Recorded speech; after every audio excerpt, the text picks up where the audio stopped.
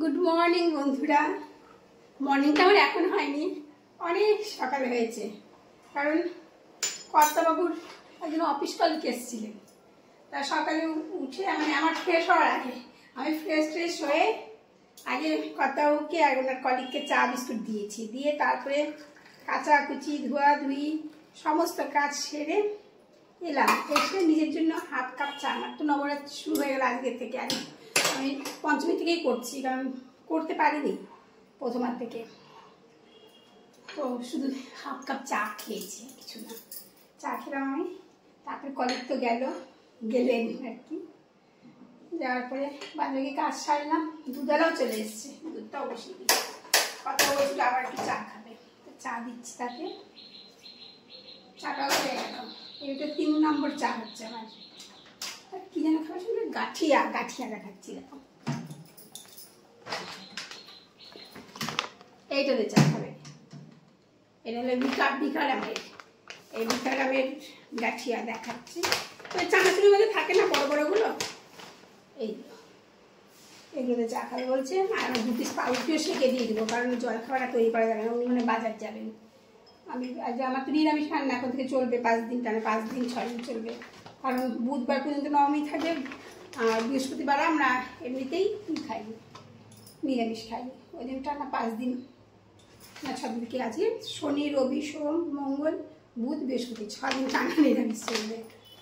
তো আজকে কী করি রান্না দেখি, পটল আছে, ওই পটল ঢেঁড়স এগুলোই তো পাবে। আবার যদি অন্য কিছু নিয়ে আসে বাজার থেকে, চাটা দিয়ে আসি।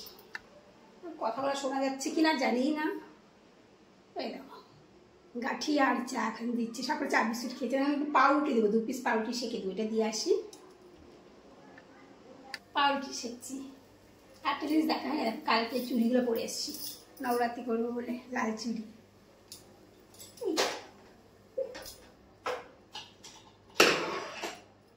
এই দেখো পাউরুটিটা দিয়ে আসি। কাজী দিদি ফোন করলেন, কাজী দিদি খুব জ্বর, আজকে আসতে পারবে না, আজ না আর কদিন আসতে পারবে না কে জানে। তো আজকে তো কাজের চাপটা বেশি আছে, জানি না কি দেখাতে পারবো, রান্নাঘরে থাকবো আবার কলতলায় দৌড়াবো, এইভাবেই চলবে। সকালের হালকা একটা পর্ব মিটল, চা পাউরুটি চা বিস্কুট চা গাছিয়া খেয়েছে ওদের।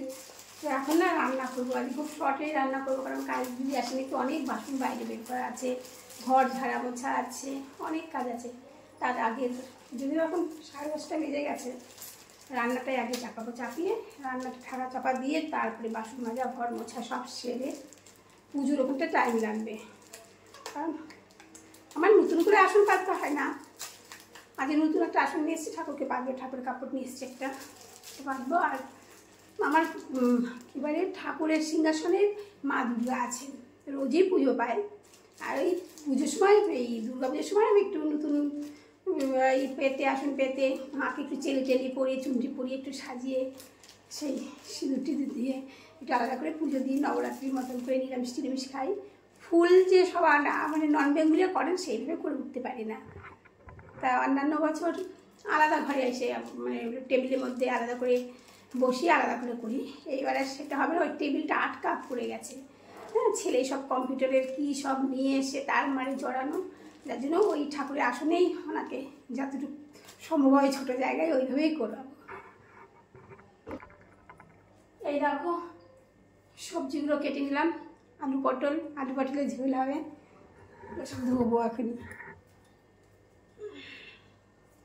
এই যে ঢেঁড়স কাটলাম, ঢেঁড়স চচ্চড়ি হবে, আর কাঁকরোল পাশে কেটেছি, কাঁকরোল ভাজা হবে। আর এই যে টমেটো চাটনি করবো, তো আমাদের একটু তেঁতুলও দিয়ে দিয়েছি, তেঁতুল দিয়ে টমেটো চাটনি হবে। তো খুব তাড়াতাড়ি রান্নাটা করব, কারণ বাসনগুলো না একটু তাড়াতাড়ি করে মেজে নিতে হবে, কলপাড়ে আছে, একটু পরে প্রচুর রোদ উঠে পড়ে, মানে থাকা যায় না, সেই জন্য তাড়াতাড়ি করে রান্না সারবো। আর রান্না সারার আগে বাসনটা মাজতে পারবো না, এই কারণে আমি একবার এই কাপড়টা পরছি রেখে কাঁচা পরিষ্কার জামা কাপড় পরে এসেছি। আর নিরামিষের ব্যাপার, এটো কাটা ছুঁয়ে আবার ওই গায়ে তো রান্না করতে পারবো না, ওই জন্য রান্নাটা সেরে তারপরে বাসন মাজতে যাব, তারপরে ঘরটার মোছামুছি করবো। এখন বাজে 12টা, আমার রান্না হয়ে গেল। কি রান্না করলাম, গরম গরম ভাত নামালাম,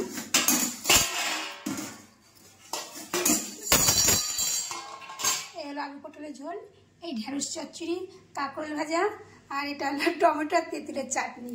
রান্না তো হলো, এবার বাসন মাজতে যাবো জানো। তার আগে একটু কাজ করবো, কত বাজারগুলো নিয়ে এসছে, বাজারগুলো তুলবো কিছু। এ দেখো কত একটু বাজার নিয়ে এলো, বাজারে গেছিলো। দুটো কাঁচকলা, টমেটো, ছোলার ডাল, মুগ ডাল, মটর ডাল, কাজু, কিশমিশ, কাজু, এটা চা পাতা, এটা কুকুরের বিস্কুট, এগুলো নিয়ে এলো। আর কী কী জানি নিয়ে আসলাম, ঠাকুর ঘরে রেখে এলাম। যাই হোক, এগুলো তুলবো বলতে শুধু চা পাতাটা কৌটোয় ঢালবো, এগুলো সব এক জায়গায় রেখে দিয়ে নিচে চলে যাবো। আমি কত ওকে খেয়াইয়ে দাইয়ে তারপরে আমি স্নান করতে গেলে ভালো হয়, তাহলে আমি নিশ্চিন্তে অনেক কাজ করতে পারবো। চা পাতাটা ঢেলে রাখবো, আর ওগুলো একটা রান্নাঘর এক সাইডে এনে রেখে দিয়ে বাসনটা মাজতে পারবো। কিন্তু খোসা টোসা পড়ে আছে, রান্নাঘরটা একটু পরিষ্কার করতে হবে। কল্পনা যা রোদ এসছে না, তাহলে বাসন মাজতে হবে। তাও তো এখন রান্না করলাম, এবার রান্নার করে টুকটাক বাসন এখানে মেজে নিলাম, কিন্তু সকালের বাসি বাসনগুলো সব তো আছে কতলায়। এখন আর 1:30 বাজেনি জানো, যা হুটোপাটি করে কাজ করলাম না, হাঁপিয়ে গেছে, শুধু ভেজা জল বেরোচ্ছে। আয়নাতে মুখখানে দেখি নেই এখন, কী বলে মোবাইলে মুখটা দেখতে পাচ্ছি, পাগলিটা। মাথাটা তাড়াতাড়ি পুজো সেরে আসলাম, আজকে অনেকটাই কাজ ছিল ঠাকুরের, তাও যাই হোক তাড়াহুড়া করে কোনো রকম করলাম। আবার কালকে সময় পেলে বাদ বাকি একটু গুছাবো। কত ওকে খেতে দিতে হবে, ওনার ওষুধ টষুধ খায় তো, ওনার একটু টাইমে খাওয়া দরকার। তবু তো দেরি হয়ে গেল, 1:30 বাজেনি, যদিও 1:30 আগে আমি খেতে দিয়ে দেবো, খেতে দিয়ে দিই।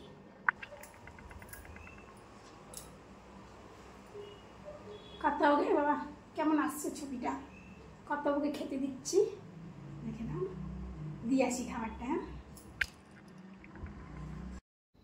তো সারাদিনের পাট মোটামুটি মিটলো, এখন একটু বেরোচ্ছি। বলছি ঠিকই, কখন ঢুকবো জানি না। বাজারে খুব ভিড় আজকেও, কটা দিন ভিড় থাকবেই, তারপরে এসে দেখা পাচ্ছি। চলে এলাম, এখন 8:30 বেজে গেছে, তাও তাড়াতাড়ি আসছি ধরতে গেলে। 6-6:30 বেরিয়েছিলাম। কোথাও গেলে যেন কী করি, দৌড়ে এসে আগেই করি শর্ট ভিডিওগুলো, কারণ ভালো জামা কাপড় পরা থাকে, আর বাড়িতে তো আমি নাইটি পরেই শর্ট ভিডিও করে ফেলি। সেজন্য কোথাও গেলে পরে আগে এসে আগে শর্ট ভিডিওগুলো করি, তারপরে কাজকর্ম করি। যাই হোক, এখন প্রচুর কাজ পড়ে আছে, রাতের রান্না বান্না, খাওয়া দাওয়া। এখানেই শেষ করলাম, কারণ পুজোর মাইকের সাউন্ড আসছে, আর ভিডিও করতে পারবো না, ওই জন্য এখানে শেষ করছি। Tata, good night.